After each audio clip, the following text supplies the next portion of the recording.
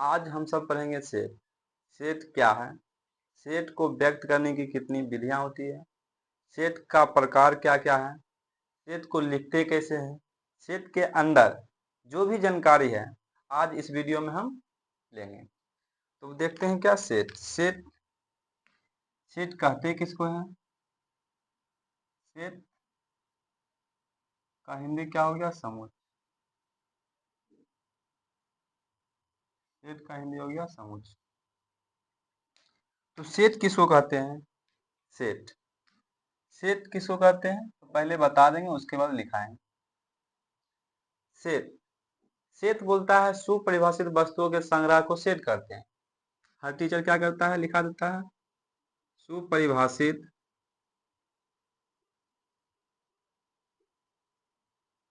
वस्तुओं के संग्रह को समुच्चय कहते हैं, समुच्चय कहते हैं। उसके बाद क्या करता है तो समुच्चय का प्रकार लिखा देता है, एकल समुच्चय, युग्म समुच्चय, परिमित समुच्चय, अपरिमित समुच्चय, बराबर समुच्चय, समतुल्य समुच्चय। इस प्रकार से लिखा करके क्वेश्चन सोल्व करवा देता है, एक्सरसाइज खत्म। तो हम जानेंगे परिभाषा परिभाषा जानेंगे, उसका विधि क्या होता है, उसको लिखने के विधि क्या होता है, कितना विधि होता है। और अभी अभी हम सेट बोले, सेट का डेफिनेशन हो गया, सुपरिभाषित वस्तुओं के संग्रह को समुच्चय करते हैं। तो सुपरिभाषित का मतलब क्या होता है, वस्तु क्या होता है, संग्रह क्या होता है, सब चीज के बारे में जानेंगे। उसके बाद इसके बारे में समुच्चय को इतना ही बोल सकते हैं या और इसके बारे में जानकारी लेंगे। तो सुपरिभाषित वस्तुओं के संग्रह को समुच्चय तो बोलते हैं, लेकिन इसके अंदर भी बहुत सारा जानकारी है, तो वो सब हम सीखते हैं। देखो बोल रहा है सुपरिभाषित वस्तुओं के संग्रह को समुच्चय कहते हैं, ये तो सही है, ये भी सही है, लेकिन और अच्छा से इसके बारे में क्या जानकारी नहीं मिल रहा है। जानकारी सुपरिभाषित वस्तुओं के संग्रह को समुच्चय कहते हैं, बस इतना ही है, समुच्चय इतना ही खत्म हो गया। उसके बाद क्वेश्चन सोल्व करेंगे, उसके बाद एक्सरसाइज खत्म, समुच्चय इतना ही है नहीं, इसके अंदर भी बहुत सारा चीज है, तो उसको सीखेंगे हम। तो समुच्चय क्या है, समुच्चय पहले इसके बारे में हम थ्योरी लिखाते हैं, क्या क्या होता है समुच्चय। समुच्चय का सर्वप्रथम प्रयोग किसने किया था वो सब जानेंगे। तो समुच्चय शब्द का, समुच्चय शब्द जो समुच्चय शब्द है, ये समुच्चय शब्द है, इसका प्रयोग सर्वप्रथम जो है ना, जॉर्ज केंटर नामक व्यक्ति था, जॉर्ज केंटर नामक व्यक्ति था, वही सर्वप्रथम इसका यूज किया था। सेट का सेट का सर्वप्रथम प्रयोग किसने किया था तो जॉर्ज केंटर ने किया था, जॉर्ज केंटर ने,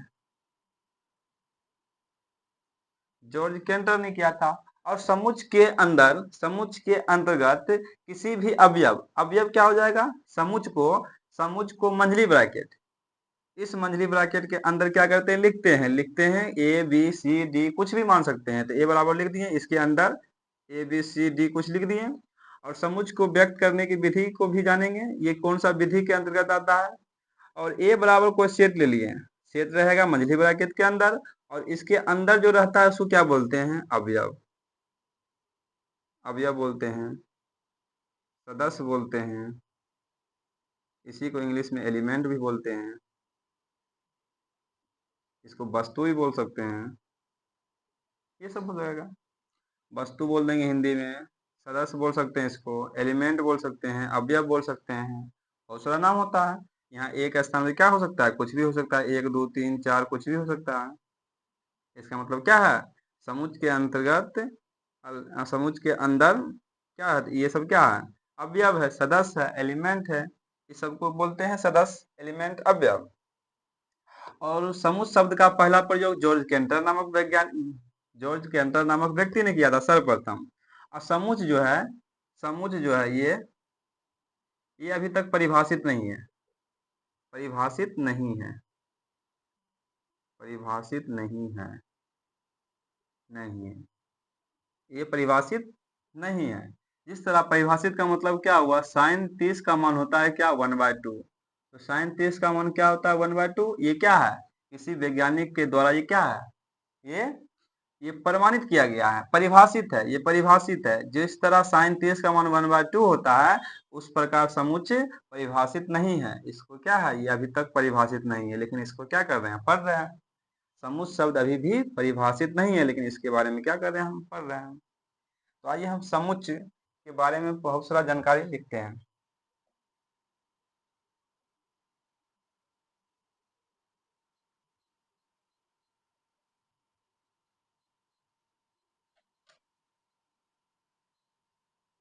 समुच्चय शब्द का पहला प्रयोग जॉर्ज केंटर नामक व्यक्ति ने किया था। ठीक,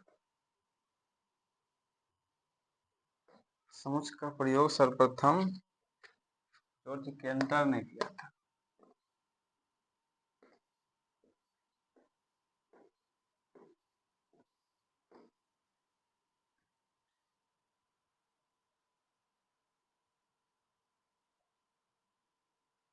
समुच्चय शब्द का पहला प्रयोग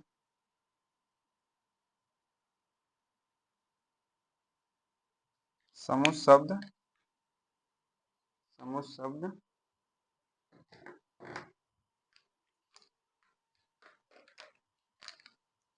समुच्चय शब्द का पहला प्रयोग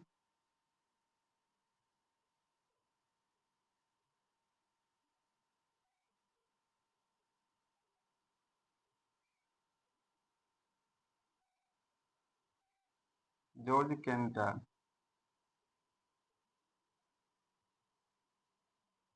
ने किया।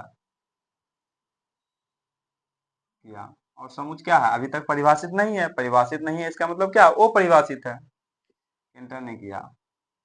वर्तमान समय वर्तमान समय तक वर्तमान समय तक समुच्चय वो परिभाषित है।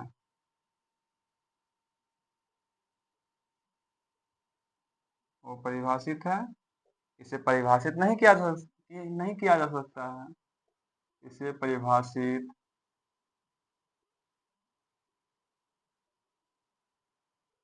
नहीं किया जा सकता है। नहीं किया जा सकता है,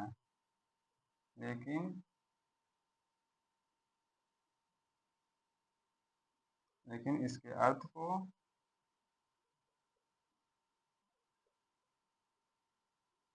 बढ़ा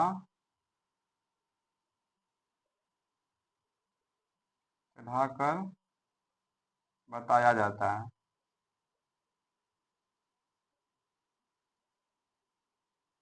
ऐसा समुच्चय शब्द का पहला प्रयोग जॉर्ज केंटर ने किया था।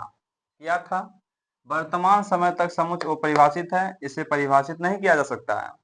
वर्तमान समय तक समुच्चय अपरिभाषित है, इसे परिभाषित नहीं किया जा सकता है, लेकिन इसके अर्थ को बढ़ा चढ़ा कर क्या करते हैं, बता सकते हैं हम।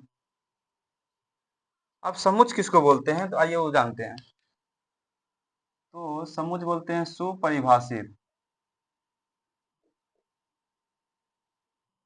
सुपरिभाषित वस्तुओं के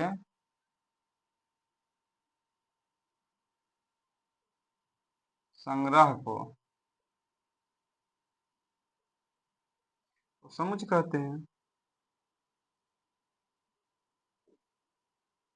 समुच्चय कहते हैं। सुपरिभाषित वस्तुओं के संग्रह को समुच्चय कहते हैं। और समुच्चय के अंतर्गत और यहाँ और लिख देते हैं थोड़ा सा। समुच्चय कहते हैं और इसके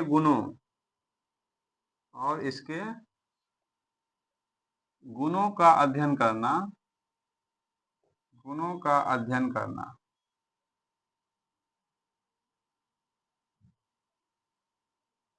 अध्ययन करना समुच्चय सिद्धांत कहलाता है। जब इसका गुण का अध्ययन करेंगे तो उसको बोलेंगे समुच्चय सिद्धांत।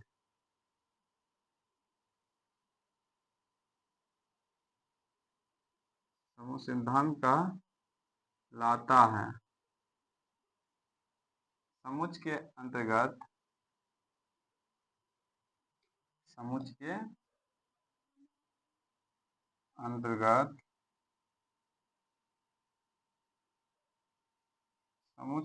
किसी भी वस्तु को दोहराया नहीं जाता है।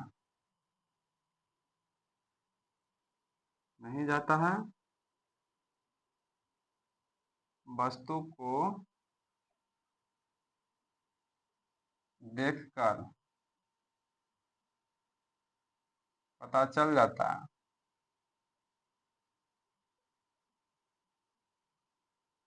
है। वस्तु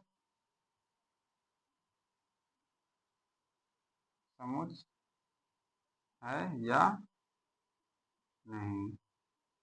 यहाँ तक हो गया। तो समुच्चय शब्द का पहला प्रयोग जॉर्ज केंटर ने किया था। समुच्चय शब्द अभी तक क्या है, अपरिभाषित है। मतलब वर्तमान समय तक समुच्चय अपरिभाषित है, इसे परिभाषित नहीं किया जा सकता है। लेकिन क्या कहते हैं, इसके अर्थ को बढ़ा चढ़ाकर बताया जाता है। हम सब बताते हैं और लोग टीचर बताते हैं। और उसके बाद क्या है, सुपरिभाषित वस्तुओं के संग्रह को समुच्चय कहते हैं। और इसके गुणों का अध्ययन करना समुच्चय सिद्धांत कहलाता है। और उसके गुणों का अध्ययन करना समुच्चय सिद्धांत कहलाता है। समुच्चय के अंतर्गत किसी भी अवयव को, किसी भी एलिमेंट को, किसी भी वस्तु को दोहराया नहीं जाता है, रिपीट नहीं किया जाता है। वस्तु को देखकर, अवयव को देखकर, एलिमेंट को देखकर पता चल जाता है कि कौन सा समुच्चय, कौन सा वस्तु समुच्चय है या नहीं है। हो गया। उसके बाद हो गया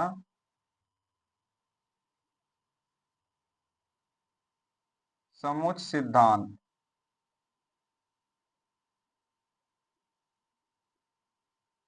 समुच्चय सिद्धांत प्योर।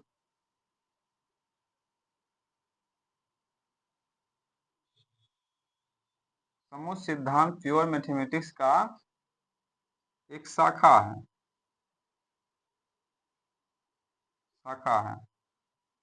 समुच्चय को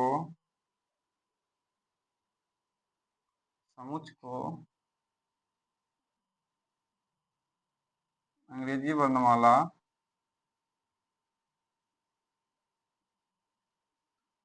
के बड़ी अक्षर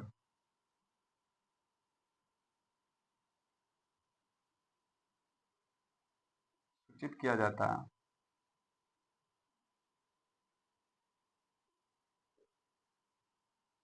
जैसे में किससे हो जाएगा, ABCD dot dot dot dot, इससे सूचित किया जाता है सबको। समुच्चय सिद्धांत प्योर मैथमेटिक्स किसको बोलेंगे, तो जिस गणित में ज्यादातर क्या भाषा का यूज हो, जिस गणित में ज्यादातर भाषा का यूज हो उसे क्या कहेंगे, प्योर मैथमेटिक्स। और जिस गणित में ज्यादातर फॉर्मूला का यूज हो उसे कहेंगे अप्लाई मैथमेटिक्स। इसका मतलब क्या, गणित भी दो प्रकार का होता है, प्योर मैथमेटिक्स और अप्लाई मैथमेटिक्स। अप्लाई मैथमेटिक्स किसको बोलेंगे, जिसमें हमेशा फॉर्मूला का यूज होता हो, ज्यादातर फॉर्मूला का यूज होता है। जैसे त्रिकोणमिति, मैट्रिक्स हो गया, मैट्रिक्स में क्या होगा, फॉर्मूला का यूज होगा। उसके बाद हो जाएगा इंटीग्रेशन, डिफरेंशिएशन। उसके बाद ये सब कैलकुलस, ये सब क्या है, ये सब है अप्लाई मैथमेटिक्स। और समुच्चय क्या हो गया, समुच्चय हो गया प्योर मैथमेटिक्स की एक शाखा है। समुच्चय को अंग्रेजी वर्णमाला के बड़े अक्षर से सूचित किया जाता है, जैसे हम क्या ABCD जेड से सूचित करते हैं। उसके बाद क्या कर लेंगे, रिमार्क लिखेंगे।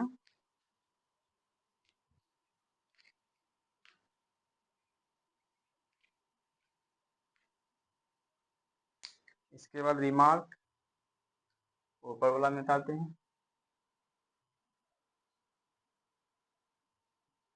निकाल देते हैं ऊपर।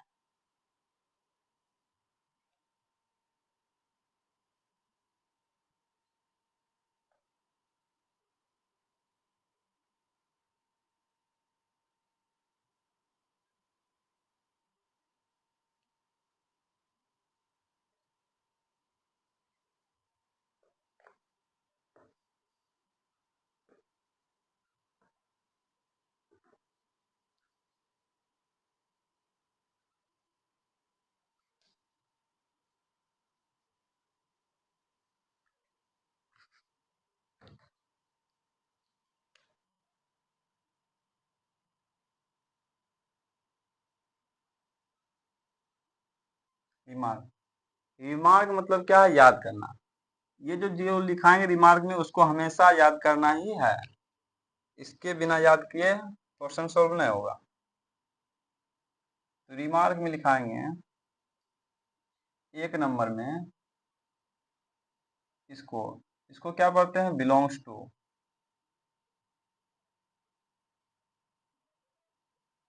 बिलोंग्स टू, इसका हिंदी क्या हो गया? सदस्य है।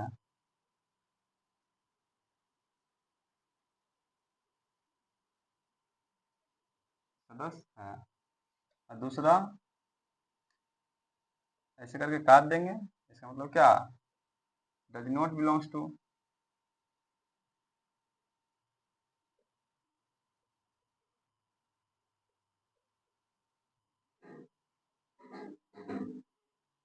सदस्य नहीं है।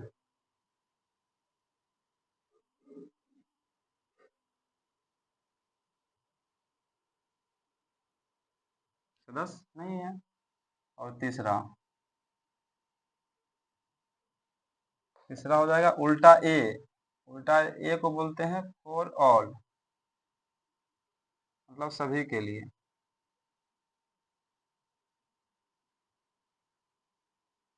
सभी के लिए, इसको पढ़ते हैं। चौथा हो जाएगा एन का मतलब क्या होता है? प्राकृत संख्या। जैसे में 1 2 3 4 dot dot dot dot infinity. पांचवा हो जाएगा डब्लू। डब्लू का मतलब होता है होल नंबर, जिसको बोलते हैं पूर्ण संख्या। पूर्ण संख्या कहाँ से स्टार्ट होता है? 0 से।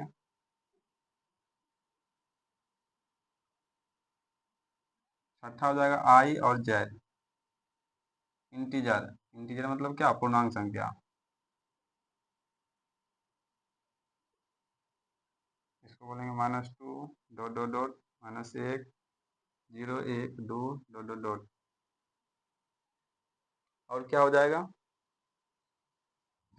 पूर्णांक हो गया।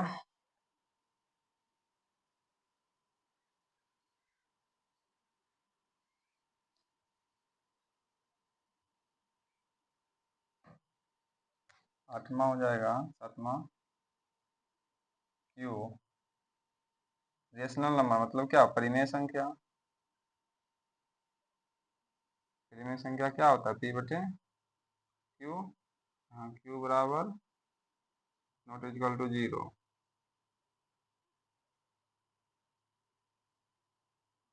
पी बाई क्यू ऐसे भी लिखते हैं, क्यू बराबर नॉट इक्वल टू 0।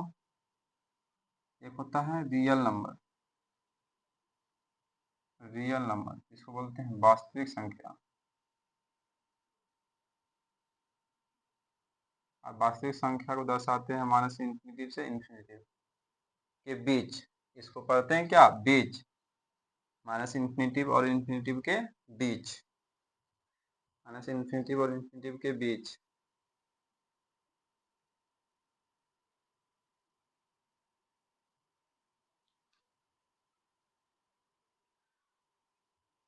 यहाँ तक हो गया रिमार्क। ये सब याद किए बिना क्वेश्चन सॉल्व होगा ही नहीं। इसको क्या पढ़ते हैं? ऊपर 1 नंबर को बिलोंग्स टू सदस्य है। इसको पढ़ते हैं डज नॉट बिलोंग्स टू सदस्य नहीं है। इसको पढ़ते हैं उल्टा ए को फॉर ऑल सभी के लिए या सबों के लिए। एन मतलब प्राकृत संख्या। डब्ल्यू मतलब whole whole number. Whole number को बोलते हैं पूर्ण संख्या। आई और जेड का मतलब होता है इंटीजर मतलब पूर्णांक संख्या। क्यू मतलब होता है रेशनल नंबर। क्यू मतलब रेशनल नंबर, परिमेय संख्या। और आर का मतलब होता है रियल नंबर, वास्तविक संख्या। वास्तविक संख्या को माइनस इंफिनिटिव और इंफिनिटिव के बीच दर्शाते हैं, तो इसको रियल नंबर को इससे दर्शाते हैं। अब चल देंगे समुच्च को व्यक्त करने की विधि पर। समुच्च को व्यक्त करने की कितना विधि होते हैं उसको जानेंगे। इसको मिटाना पड़ेगा।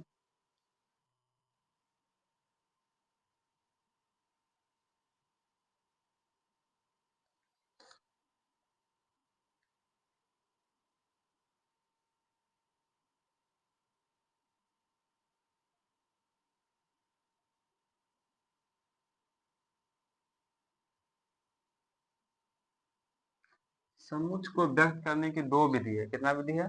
दो।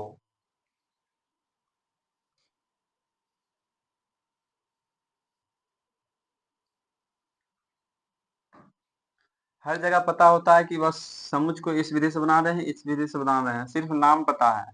किस तरह से बनता है, उसको क्या बोलते हैं, उसका डेफिनेशन क्या होता है, ये सब कोई नहीं बताता। ये सब पता ही नहीं रहता किसी को। तो आइए आज देखते हैं कैसे क्या होता है, कितना विधि होता है, वो दो विधि में क्या क्या होता है, कैसे सॉल्व करते हैं, कैसे पहचानेंगे ये कौन सा विधि है। समुच्च को व्यक्त करने की विधि।